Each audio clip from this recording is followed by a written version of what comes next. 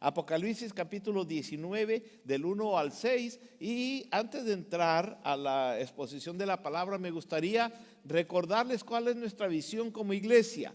La visión como iglesia de Cross City Español es que queremos ser gente real que está encontrando la esperanza real y experimentando la vida real en Cristo Jesús. Esa es nuestra visión. Eso es lo que nos motiva y eso es lo que el Señor quiere que nosotros seamos como iglesia Cross City Español. Pongámonos de pie, mis hermanos, por favor, y tengamos esta lectura bíblica de Apocalipsis capítulo 19, los primeros 6 versículos. Dice la palabra de Dios de esta manera. Ahí está en la pantalla, si usted quiere verlo en la pantalla. Dice de esta manera: después de esto oí una gran voz de gran multitud en el cielo que decía: aleluya, salvación y honra y gloria y poder son del Señor Dios nuestro, porque sus juicios son verdaderos y justos, pues ha juzgado a la gran ramera que ha corrompido a la tierra con su fornicación y ha vengado la sangre de sus siervos de la mano de ella. Otra vez dijeron: aleluya, y el humo de ella sube por los siglos de los siglos. Y los 24 ancianos y los 4 seres vivientes se postraron en tierra y adoraron a Dios que estaba sentado en el trono y decían: amén, aleluya. Y salió del trono una voz que decía: alabad a nuestro Dios todos sus siervos y los que le teméis, así pequeños como grandes.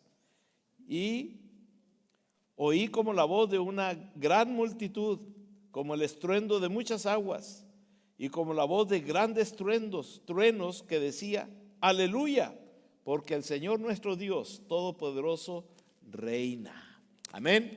Vamos a orar. Padre, háblanos por favor a través de tu palabra, Señor, y te damos gracias por este mensaje que acabamos de escuchar a través de la alabanza, este mensaje que acabamos de escuchar a través de esta exposición que los varones trajeron, estos mensajes que acabamos de escuchar, Padre, a través de este drama y esta exposición musical. Y Padre, ahora queremos, Padre, que nos hables también a través de la exposición de tu palabra, a través de la Biblia. Señor, me pongo en tus manos y bendecimos a cada uno de los que estamos aquí el día de hoy, en el nombre de Jesucristo. Amén y amén. Si alguien está a un lado de usted, dígale feliz Navidad, mi hermano. Salúdelo nada más y tome asiento.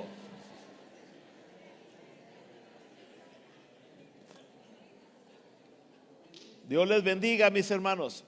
Este pasaje es el último sermón que voy a predicar de esta serie que teníamos de 46 sermones. Increíble, ya llegamos al último sermón. Este es el último sermón de los 46 sermones que habíamos preparado de mirar la Biblia de una manera panorámica en todo el año 2025. Bueno, ya llegamos a los últimos capítulos del libro de Apocalipsis y que creo que tiene un impacto muy importante en este tiempo en el cual nosotros estamos enfrentando el día de hoy. Si hoy el Señor nos permite, vamos a ver del capítulo 19 el resto del libro de Apocalipsis de una manera panorámica, con el tema del Rey que viene pronto. Es el título, el Rey que viene pronto es el título.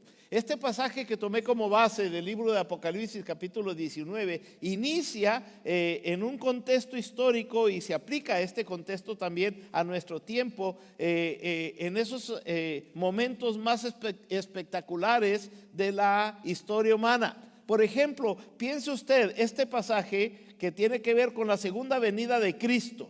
Este pasaje del capítulo 19 en adelante empieza ya a hablar sobre la segunda venida de Cristo, cuando Cristo venga por segunda vez. Es un pasaje sumamente importante porque trae una convicción y una bendición a su iglesia. Piense usted, mis hermanos, la importancia de este acontecimiento de la segunda venida de Cristo en comparación, por ejemplo, con la creación. Acabamos de ver un drama donde se ha dramatizado la creación. Fue en Génesis capítulo 1, fue un tiempo muy importante. Fue un tiempo trascendental la creación. Fue un tiempo que se celebra y que podemos ver la mano de Dios. Pero la segunda venida de Cristo es más importante aún que la misma creación. Piensa usted en el momento, en el nacimiento virginal de Jesús, que lo refleja la historia de los evangelios.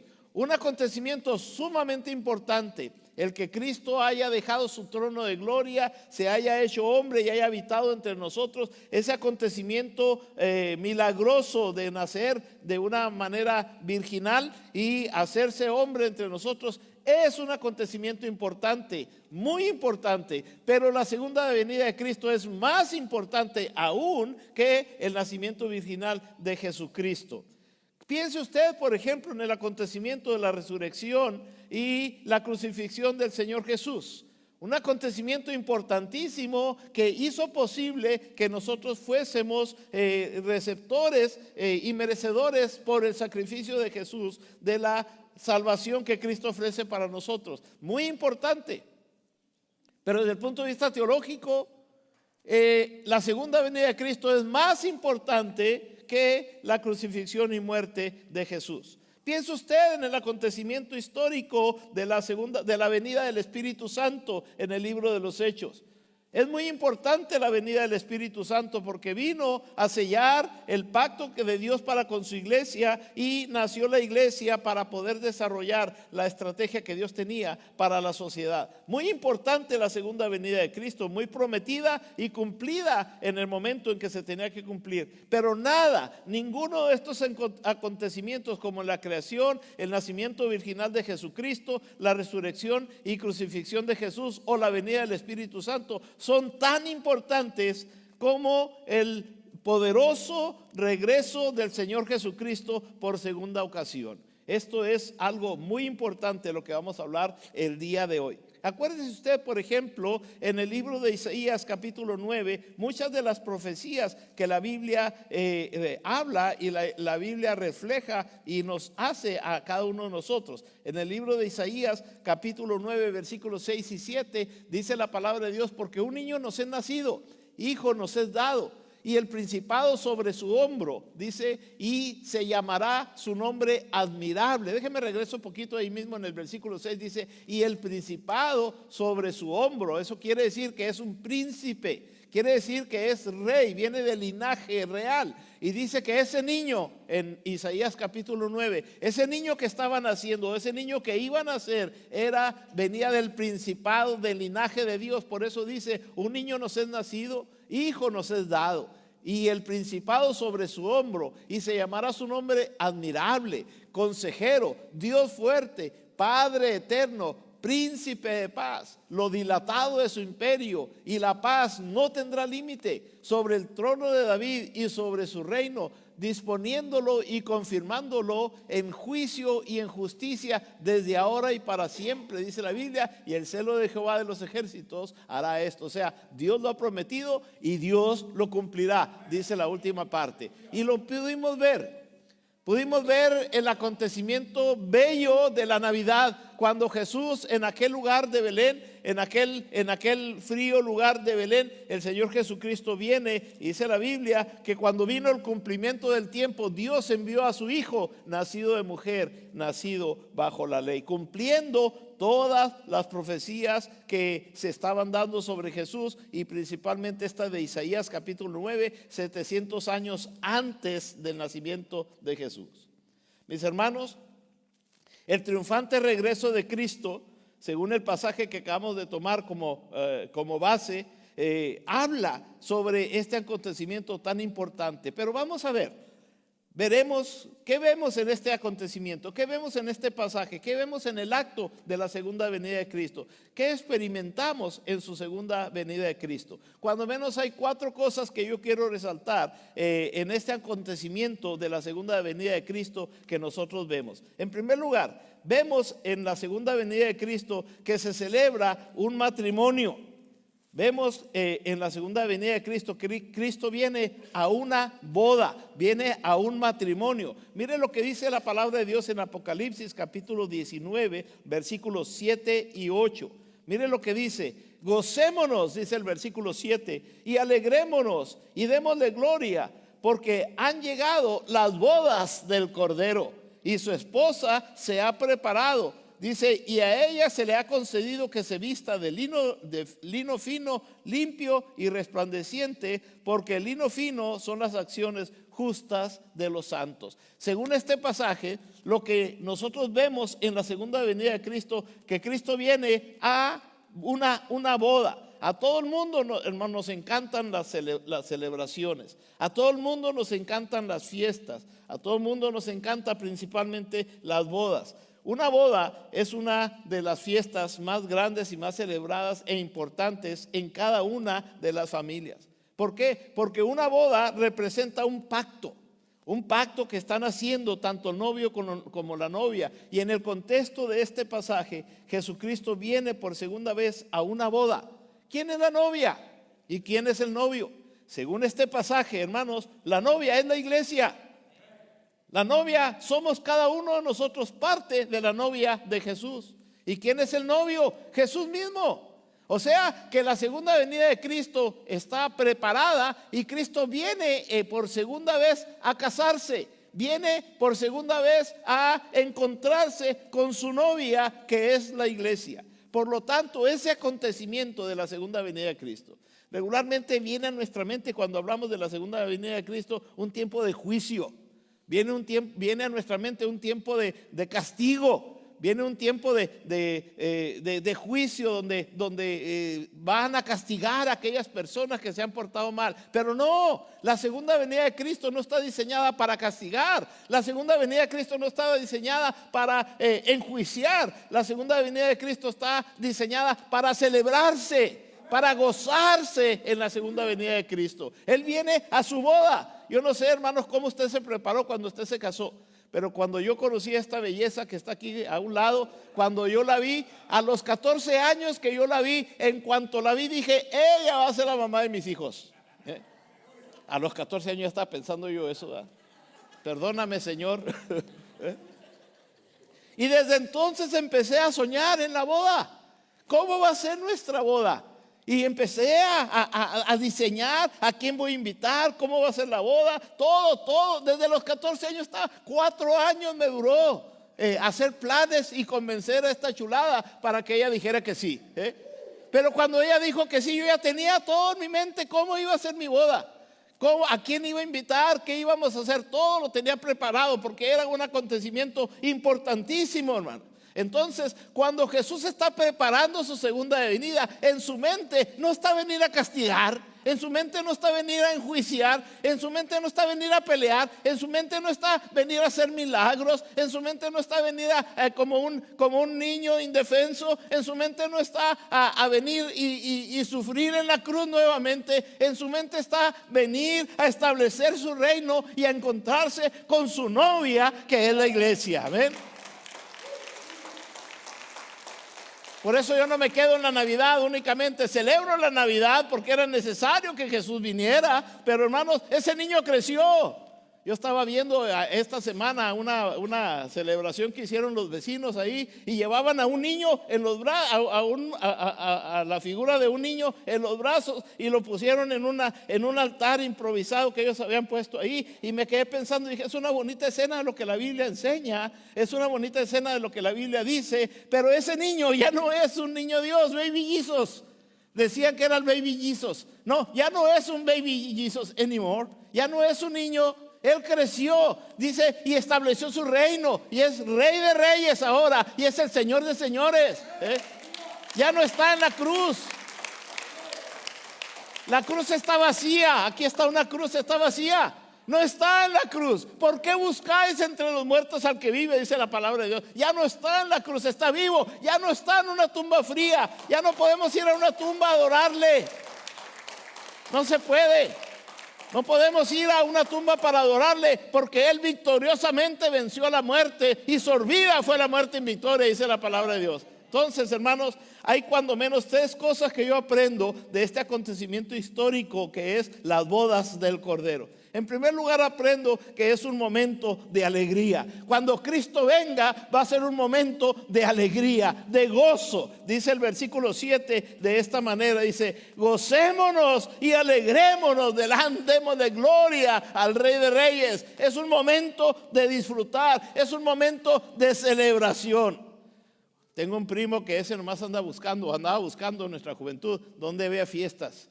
Nomás veía gente y decía, ya hay fiesta, y se metía y no le importaba lo que celebraban. Él decía, ¿es fiesta? ¿Hay fiesta? Pues que sí, sírvanme.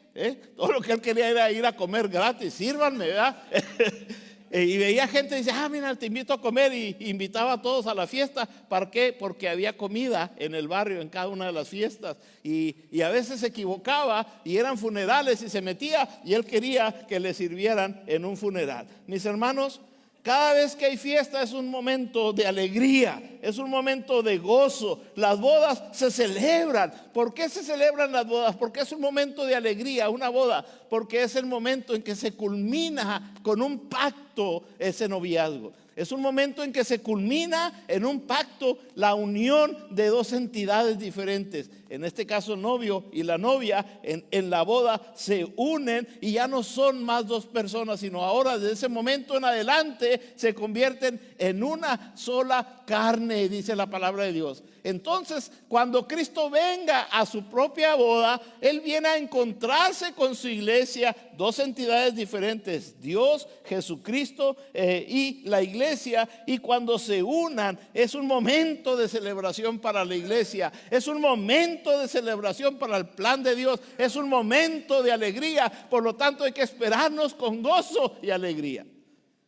Cuando uno lo invitan a una fiesta, cuando me invitan a una fiesta, inmediatamente me pongo a pensar, ¿qué peinado me haré para la fiesta? Así muchas mujeres empiezan a pensar, ay, ¿qué vestido me pondré? Mi esposa se me va a poner cierto vestido. No, eso yo me lo puse hace 10 años en la fiesta. ¿Quién sabe qué? ¿Qué memoria tienen? ¿Eh? Así yo, ¿qué peinado voy a usar? ¿Verdad? ¿Por qué? Porque nos preparamos para la fiesta. Es un momento de alegría. Se culmina en un pacto, esa unidad preciosa de las dos entidades que están a punto de unirse y convertirse en una sola carne. La iglesia y Cristo convertidos en un solo cuerpo, en una sola carne. Pero también, hermanos, en la boda no únicamente es un momento de alegría, pero también es un momento de expectación. La expectativa, ¿qué va a pasar? ¿Cómo va a ser? ¿Qué nos espera? Imagínense, hermanos, ahora nuestra cultura es diferente, porque en nuestra cultura el novio está aquí al frente y la novia entra ataviada. Y el novio está aquí. Yo he estado viendo aquí en las bodas que nosotros tenemos aquí en esta iglesia, y el novio está acá al frente, y cuando viene la novia, viene ataviada, viene lista la novia para encontrarse con su novio. Pero en la cultura judía era diferente, porque era la novia la que estaba al frente esperando a que llegara el novio. Entonces llegaba la comitiva, el novio venía, por eso estaban las novias. Acuérdese usted de la historia que en la Biblia aparece de las novias que estaban esperando a que llegara el novio. Las novias esperaban a que llegara el novio. Era el novio en que entrara. Imagínense ese momento, era un momento de expectación. La novia esperando que viniera su novio, y luego de repente se oye el ruido. Ya viene el novio, ya viene el novio, ya viene el novio a encontrarse con la novia. Ya viene el novio, prepárate porque ya viene el novio. ¿Se acuerda usted de esa parábola en la Biblia? De las mujeres insensatas que no se prepararon y se les acabó el aceite y tuvieron que ir a conseguir aceite, y para cuando fueron a traer aceite el novio llegó y se quedaron sin boda y se quedaron sin luna de miel y sin todo lo demás. La perdieron por no prepararse. Se prepara uno para la boda, se prepara uno para una celebración. Es la expectativa. Era un tiempo especial en que la novia estaba esperando que llegara el novio, y luego de repente se abría la puerta y entonces entraba la comitiva anunciando que ahí venía el novio, anunciando que el novio estaba cerca, y la novia estaban preparadas para recibir a su novio. Y entre paréntesis, ya que estamos hablando de eso, déjeme tomar agua porque se me acaba la gasolina a medio camino. Déjeme hacer un paréntesis, que aquí en esta iglesia celebramos una vez al año bodas unidas, y nuestra próxima boda unida será en julio 12 del año 26. Así de que si el Señor le está hablando sobre la importancia de celebrar ser parte de estas bodas, y ustedes quieren casarse, aunque no tengan con quién, apúntese ya, por fe. Por fe, digo.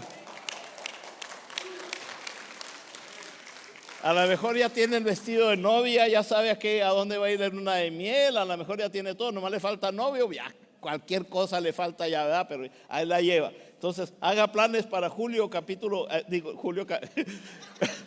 julio 12 y allá a la salida usted puede poner su nombre porque hay una lista de 4 y nos gustaría tener cuando menos 10 bodas unidas ese día. Bueno, pero regresando al tema, antes de entrar yo al seminario, yo no tenía ni idea de todo lo que tenía que ver con la preparación de una boda. No tenía ni idea de qué se requería para llevar desarrollar una novia, ayudar a una novia, a unos novios a planear su boda. Pero cuando estuve en el seminario y entramos sobre todo lo que tiene que ver con la eclesiología, me di cuenta de todos los detalles y es impresionante todos los detalles que tiene que llevar para una boda. La recepción nupcial, la selección del vestido, la selección del traje, la selección de las niñas que vienen, el traje del novio, el traje de la suegra, la flor, todo lo que tiene que ver, la ceremonia, quién va a participar, quién va a cantar, quién va a predicar, quién nos va a casar, qué tradiciones hay, que las velas, el agua, que los niños, que el lazo, que el anillo, que el velo. Bueno, hay tantas cosas que tiene tantas cosas importantes en cada una de las ceremonias, pero están determinados a hacerlo. Cuando quieren casarse, están determinados a hacerlo y lo hacen. Hermanos, así como se prepara una novia, así como se prepara un novio y la familia ayuda a la novia y al novio para desarrollar un evento tan importante, la iglesia debe prepararse también para ese acontecimiento. Cuando la iglesia se prepara y está lista para venir a esperar y recibir al novio, a Jesucristo, la iglesia debe prepararse conociendo a su novio, sabiendo qué le gusta al novio, sabiendo cuáles son los gustos, anhelos, la visión, los planes, el conocimiento del novio, adorándole a ese novio precioso llamado Jesucristo, creciendo en la gracia y el conocimiento del Señor Jesucristo. La iglesia debe estar yendo a conocer a ese novio, conociéndolo, adorándolo y alistándose para esa sesión, portándose bien para ese acontecimiento. Dice el versículo 8, la última parte del versículo 8.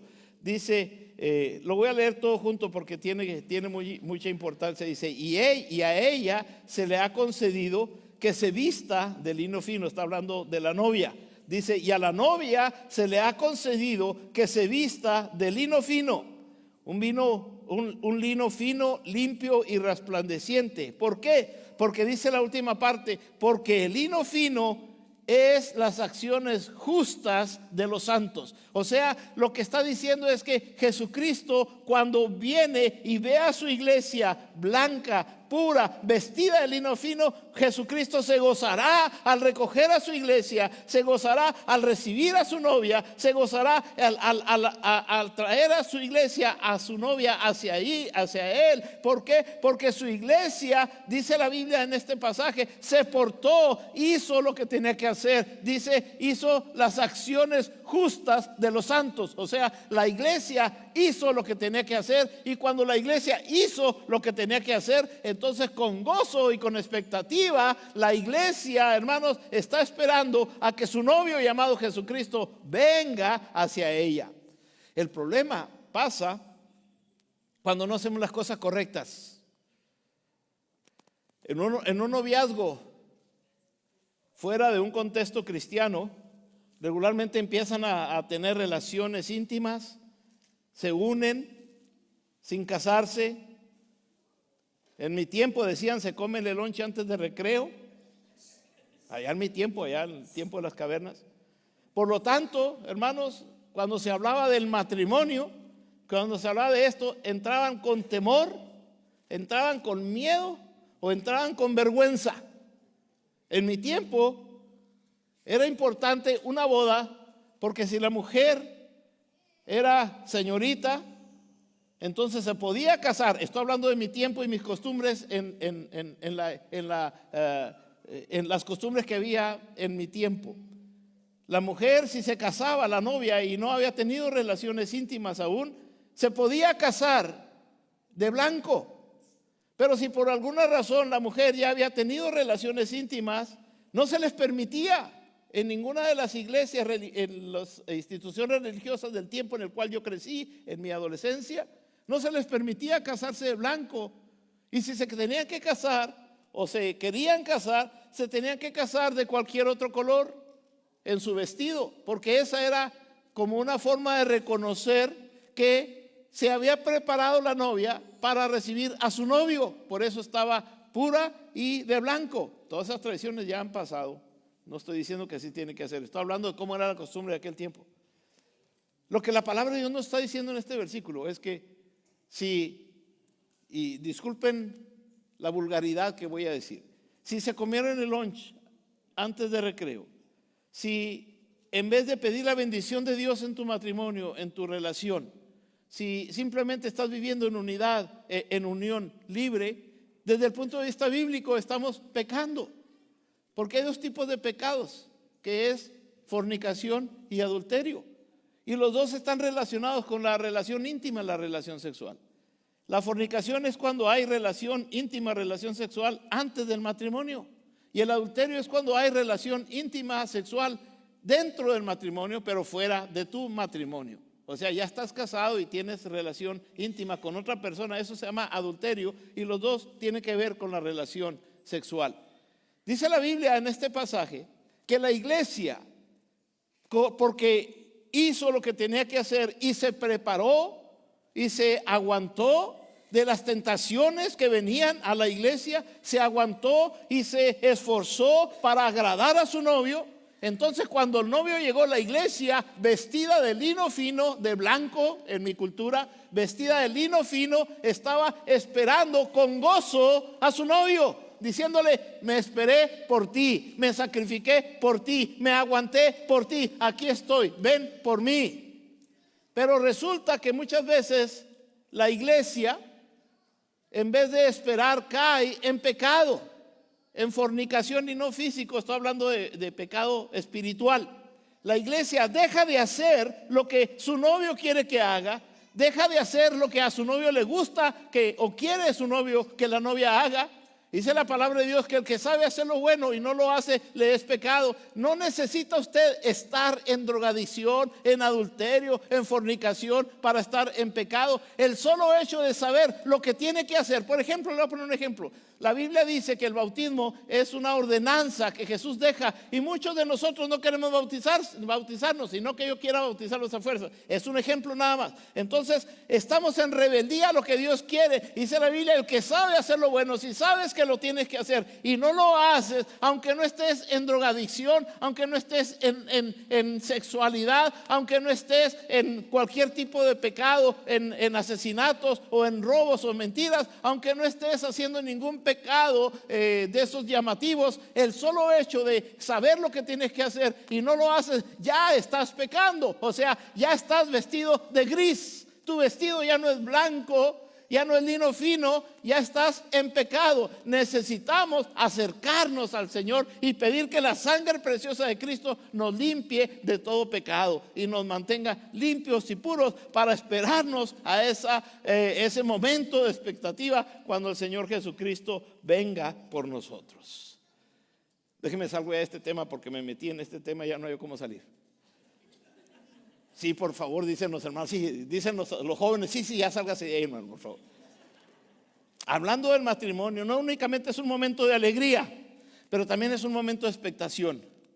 Ven, Señor, me he sacrificado por ti.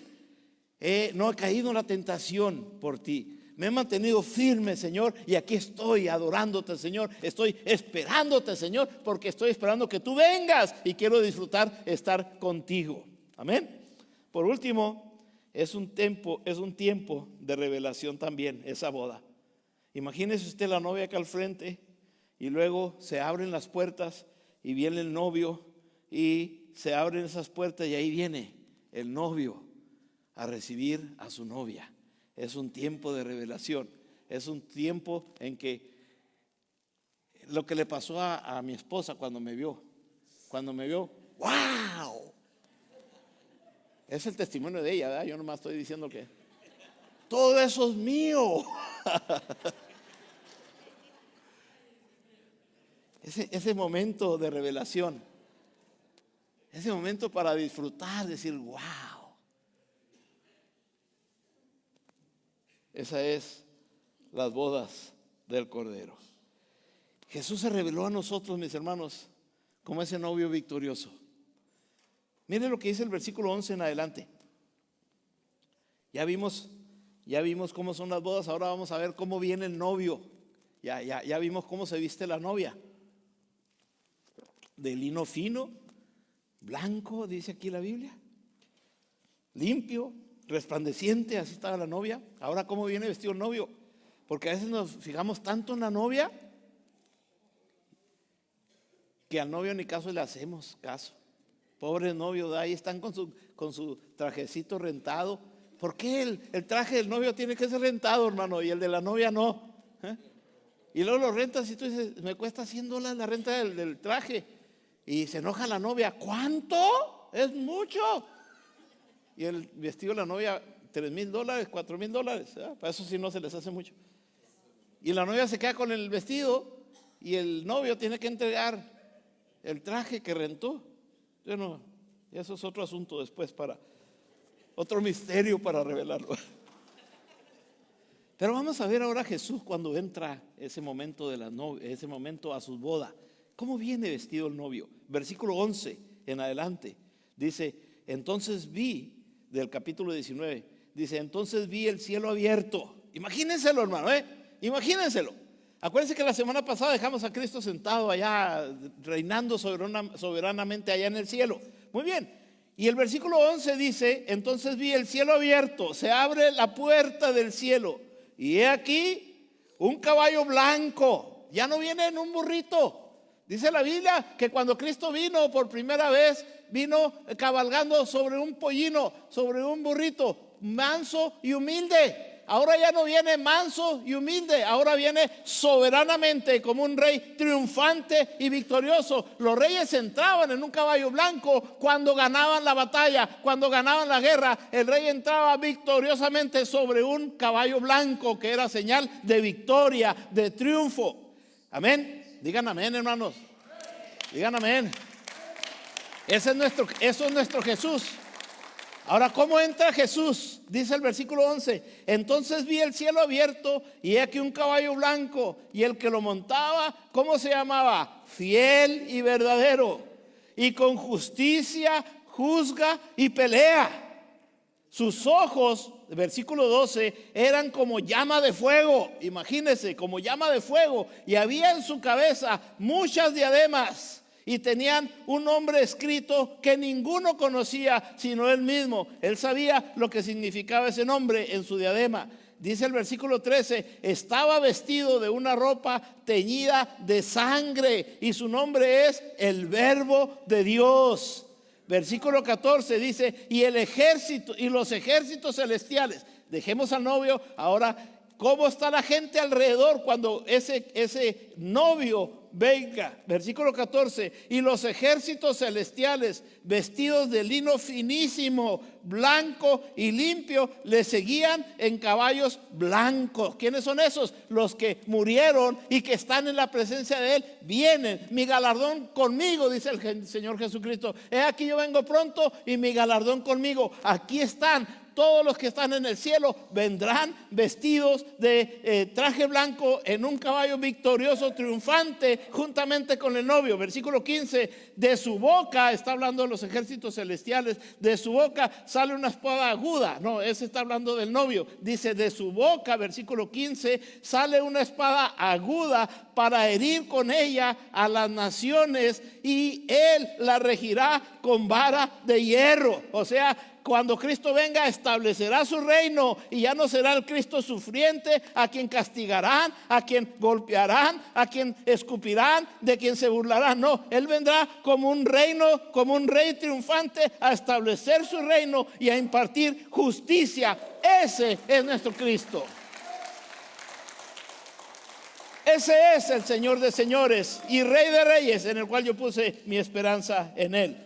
Dice la Biblia, y él pisará el lagar del vino del furor dice el versículo 16, y de la ira de Dios Todopoderoso, Él va a establecer su reino poderoso, dice la palabra de Dios. Y dice la última del versículo 16, y en su vestidura y en su muslo tiene escrito este nombre: Rey de Reyes y Señor de Señores. Démosle un aplauso al Rey de Reyes y al Señor de Señores. Él va a venir, va a recoger a su iglesia y establecerá. Y no me voy a meter ahorita con el milenio y premilenio y posmilenio y todo eso. No, ya pasamos por eso. Y vamos a entrar nuevamente en ese tema. Pero va a establecer un reino de 1000 años. Nada más para poder entender el contexto de este pasaje. Establecerá un reino por 1000 años. Dice la Biblia que en esos 1000 años el Señor Jesucristo establecerá su reino aquí en la tierra por 1000 años y atará a Satanás y a sus demonios. ¿Qué quiere decir eso? Que por 1000 años, esto es importante que lo entendamos. Cuando Jesús establezca su reino por 1000 años, no habrá maldad, porque Satanás estará amarrado, estará reprendido y atado por el Rey de Reyes llamado Jesús. ¿Y dónde estará la iglesia en esos 1000 años? Con Él, con Jesús. Ahí estaremos. Nosotros somos la novia, estaremos juntos al lado de Jesús, al lado del novio. Y son 1000 años de paz. Esto es importante que entendamos. Son 1000 años donde Jesús va a venir a establecer un reino nada más para demostrarnos y demostrarle a la sociedad que sí se puede vivir. Que sí se puede vivir sin el pecado. Para demostrarnos cómo sería la vida si toda la sociedad hubiese seguido los mandamientos de Jesús por 1000 años. Ahora, por último, veamos qué hay durante esos 1000 años. ¿Qué va a pasar en esos 1000 años? Mire al capítulo 20, versículo 1, 2 y 3. Ya se me fue el tiempo, hermanos. Hasta el año que entra vamos a terminar con esto. No se crea. Por último, ¿qué va a pasar en esos 1000 años? En esas bodas, durante ese tiempo de las bodas. Mire los primeros 3 versículos del capítulo 20. Dice: y vi un ángel que descendía del cielo con la llave del abismo y una gran cadena en la mano, y prendió al dragón y la serpiente antigua, que es el diablo y Satanás, y lo ató por 1000 años, y lo arrojó al abismo y lo encerró, y puso su sello sobre él, para que no engañase más a las naciones hasta que fuesen cumplidos 1000 años, y después de esto debe ser desatado por un poco de tiempo. ¿Qué va a pasar en ese tiempo? Todos los pactos de Dios se cumplirán, todas las promesas de Dios se cumplirán en un pueblo que estará sin la presencia de Satanás. Será un tiempo de paz, un tiempo de alegría, un tiempo de consuelo. Será un tiempo que, dado que solo los creyentes entraremos en el reino milenial, este será un tiempo de obediencia, de paz y de gozo. Y quiero terminar aquí con esto. Cuando Jesús nació, ese bebé nació en Navidad. La palabra Navidad es una palabra latina que tiene 3 palabras en latín. La palabra Navidad es una palabra que es la conjugación de 3 palabras, que es el nacimiento de la vida. Entonces, cuando Jesús nació, el nacimiento de la vida, cuando Jesús vino en esta tierra, los ángeles dijeron, y nosotros lo hemos malinterpretado porque dice la Biblia, dice la sociedad: y paz en la tierra a los hombres de buena voluntad. No, eso no dijeron los ángeles. Los ángeles dijeron paz y buena voluntad de Dios para con los hombres. O sea, cuando Jesús nació, Jesús es el regalo y el instrumento para traer la paz y la buena voluntad de Dios para con nosotros. La buena voluntad es la de Dios, no es la nuestra. Es una promesa. Pues en el reino milenial, ese niño, ese rey, cuando los griegos vinieron y dijeron: ¿dónde está el rey de los judíos que ha nacido? Que era ese bebé, creció y ahora lo estamos viendo aquí en estas bodas del Cordero. Cuando viene y recoge a su iglesia entonces hace posible que esa paz que prometió cuando estaba naciendo, paz y buena voluntad para con los hombres, esa promesa se hace posible y realidad cuando Cristo reine. Paz, paz y paz. Pero ya puede hacerse realidad en la vida de cada uno de nosotros sin esperar el reino milenial. Porque la palabra de Dios, Jesucristo dice: mi paz os doy y mi paz os dejo. Y yo no la doy como el mundo la da. No se turbe vuestro corazón. Creéis en Dios, creed también en mí. En la casa de mi Padre muchas moradas hay. Voy pues a preparar un lugar para ustedes, para que donde yo estoy, ustedes también estén.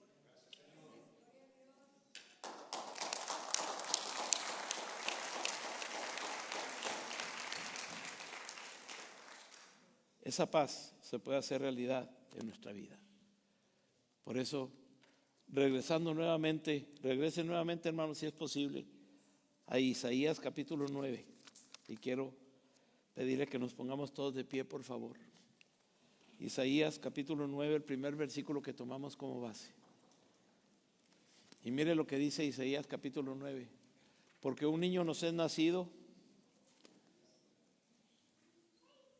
hijo nos es dado.